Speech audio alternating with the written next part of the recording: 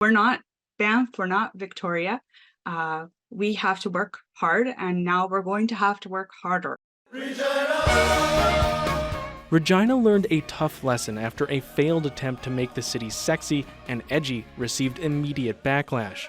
The name Experience Regina may have only lasted a month, but it drew international attention for the use of slogans like "Show us your Regina" and "The city that rhymes with fun," which critics said sexualized the city. A report concluded that the Regina Exhibition Association Limited, or REAL, failed to ensure there was proper oversight of the campaign.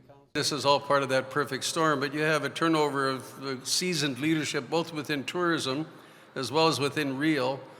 And so the very people that should have been there providing oversight, in my view, are not at the table.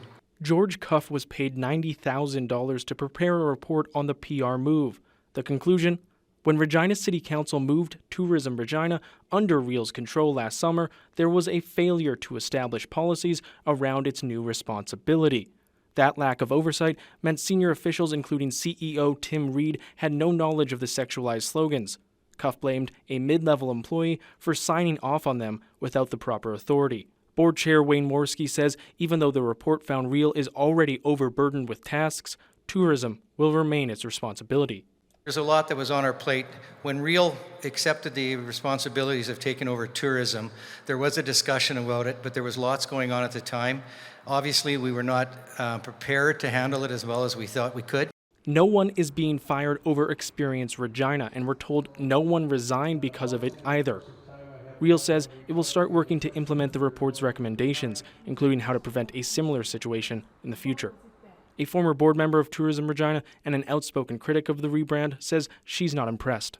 The world that I want to live in doesn't, need a policy written to say, don't use offensive and sexist slogans as your marketing campaign for a city. McLeod says tourism is how we sell ourselves to the world. She believes an organization that is well-funded and dedicated to doing it right needs to be in charge, rather than one that helped the city become lampooned across the globe. Alexander Kwan, CBC News, Regina. Experience Regina.